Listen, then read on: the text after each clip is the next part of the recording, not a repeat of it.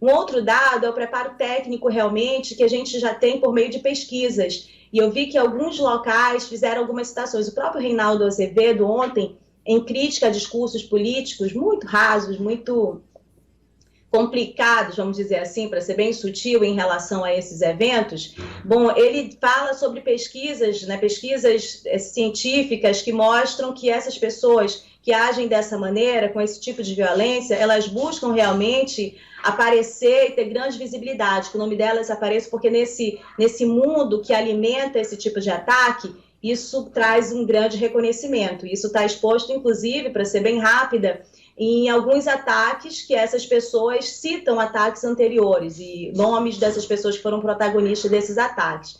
Ontem eu vi no Jornal Nacional um posicionamento da Rede Globo, que eles tinham uma política de citar apenas uma vez o nome dessas pessoas e que isso ia mudar a partir de agora, porque eles perceberam, provavelmente, com certeza, que o contexto na sociedade brasileira está diferente e que, a partir deste momento, eles não citariam em nenhum ponto da cobertura o nome dessas pessoas, porque eles entenderam a conexão da mídia, da cobertura da mídia e o efeito de incentivar novos ataques. Isso é interessante que nós possamos discutir dentro das redações, discutir como jornalistas também, para tornar mais profissional a nossa cobertura e para tornar responsável também a nossa cobertura em relação ao contexto, ao conteúdo que está colocado neste momento. Bom, e aí, para finalizar, Rafael, eu penso que a gente também tem que ver uma responsabilidade de forma geral, que tem muito a ver com o primeiro ponto que eu trouxe aí da crítica da fala.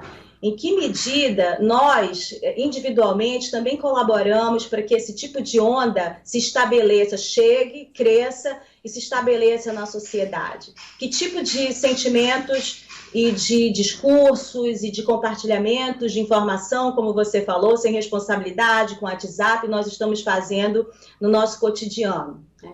Que tipo de discurso nós estamos validando quando a gente minimiza que determinados políticos possam falar algumas frases, serem omissos, não terem empatia com o sofrimento das pessoas, com as grandes catástrofes, e que vale a pena votar nele porque ele defende a família.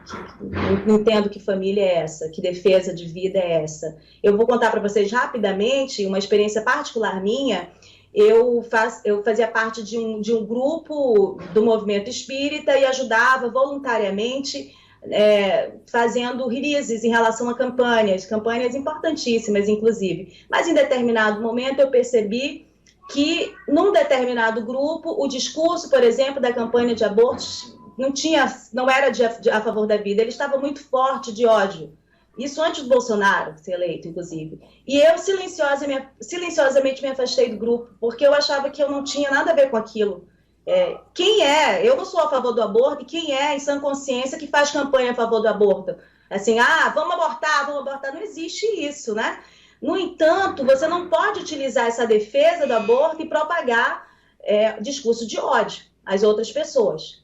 Eu pensava dessa maneira, continuo pensando desta maneira e penso que neste momento em que esse discurso de ódio ele vai se validando e vai colocando cenas terríveis de violência, essa é mais uma, a gente viu morte por causa de discurso político. Então, isso tudo está sendo consolidado. Qual é a nossa responsabilidade individual com isso? O que a gente está minimizando numa fala que tem uma projeção e um alcance muito grande, né, e que incentiva situações dessa maneira?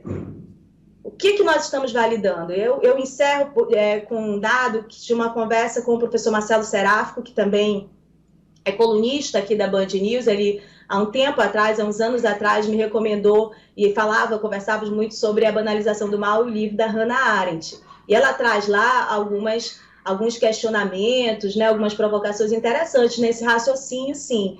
Porque a própria fala do Lula ontem, ele disse, esse é um ET que veio de outro mundo e pratica esse mal, né?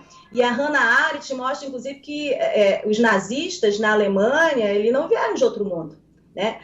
O discurso antissemita, o ódio, né, ele estava presente em vários outros países, aqui no Brasil também, né?